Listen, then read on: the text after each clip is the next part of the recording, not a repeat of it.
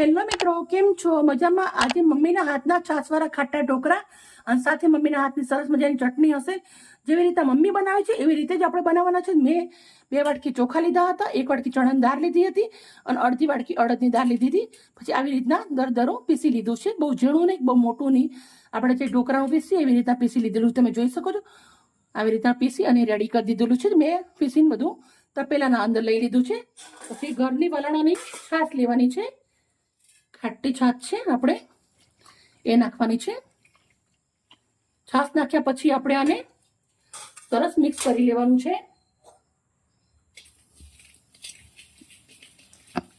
ઢોકળા આપણે બનાવતા જ હોય છે, પણ મારી મમ્મી કેવી રીતે બનાવે છે એ વિડીયો તમારા જોડે આજે હું શેર કરવાની છું. જુઓ, આવી રીતે સરસ મજાનું ફેટવાનું છે.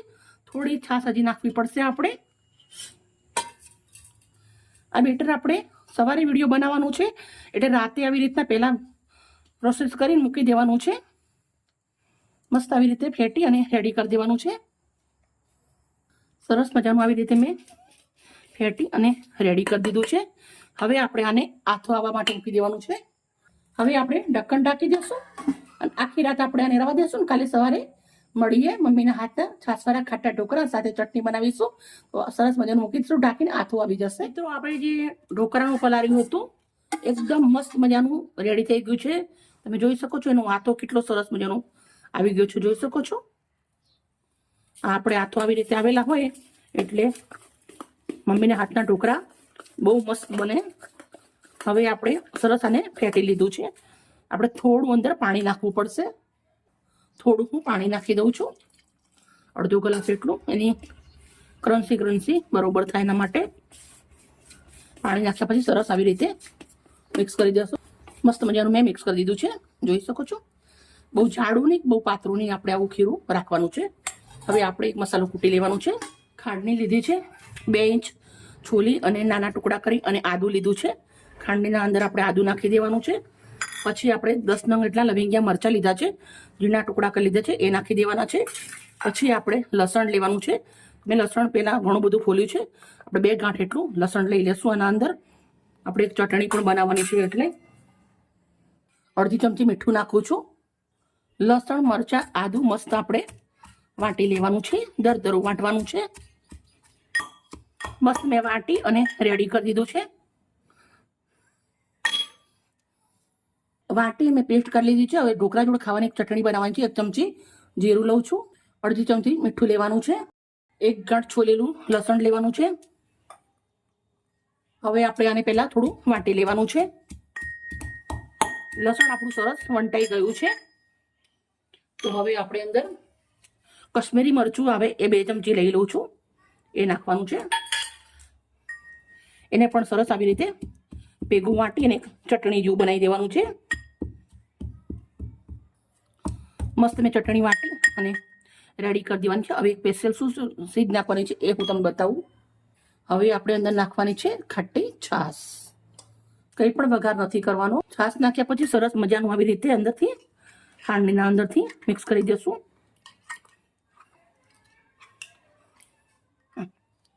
એકદમ ઝણઝણાટી ઢોકળા જોડે ખાવાની ચટણી રેડી થઈ ગઈ છે.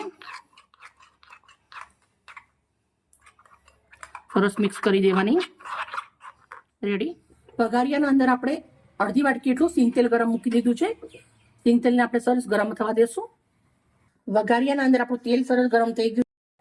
1 ચમચી રાઈ લીધી છે, 1 ચમચી તલ લીધા છે. ગેસ થોડો ધીમો કરી દેશું.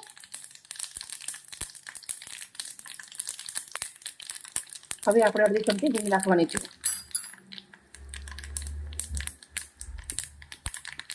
રાઈ અને તલ સરસ ટાટકી ગયા છે. ગેસ બંધ કરી દીધો છે. મીઠી લીમડીના પાન નાખી દઈશું.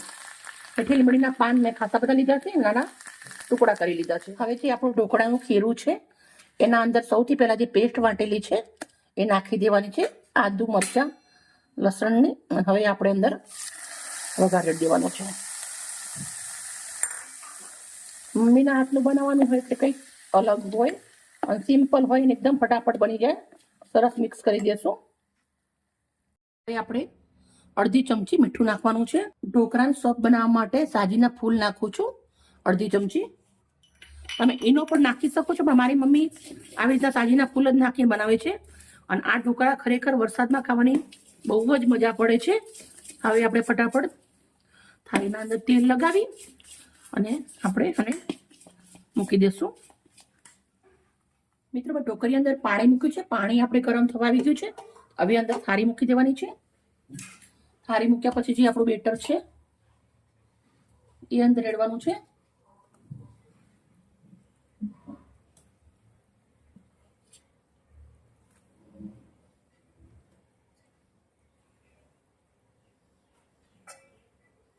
હવે આપણે થોડું એવું લાલ મરચું ભભરાવી દઈશું ઉપરથી.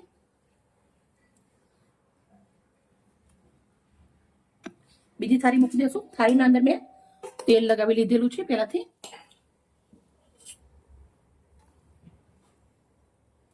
દોઢ ચમચો એટલું નાખું છું.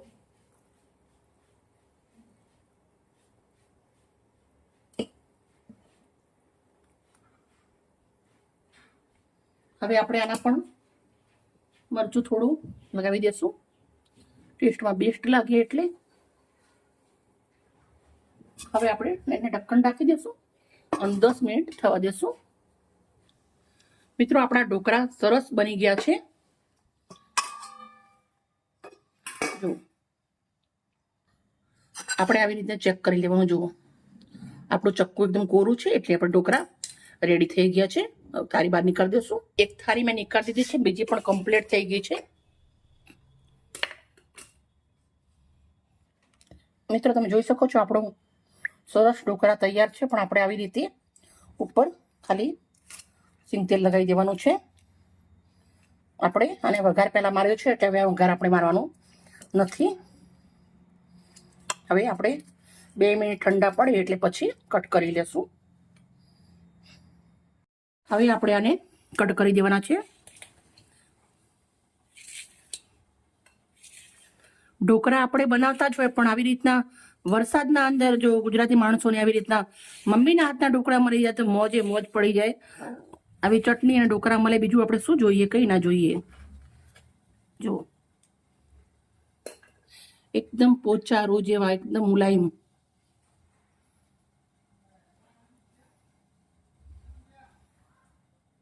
મિત્રો અમે ઢોકળા છે ને બનાવીએ ને એટલે આડોશી પાડોશીના ભેગા જ બનાવી દઈએ.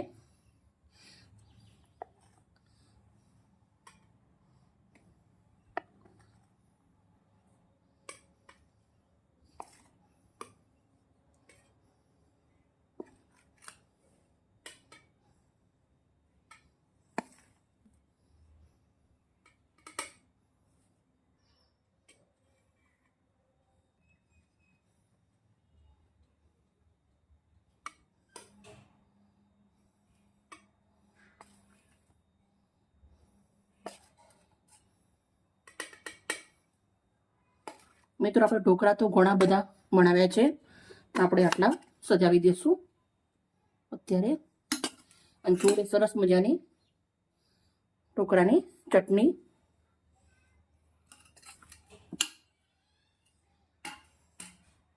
જો હું આવી રીતના બોરિંગ ખાવાનું મજા પડી જાય.